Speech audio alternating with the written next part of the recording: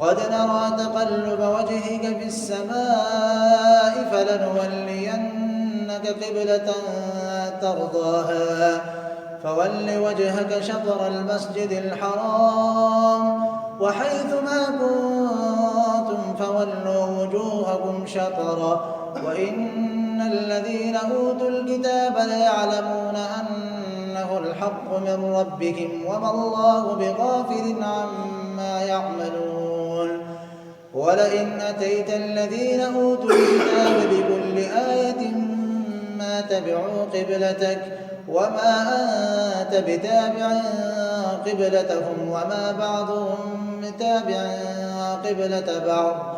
ولئن اتبعت أهواءهم من بعد ما جاءك من العلم إنك إذا لمن الظالمين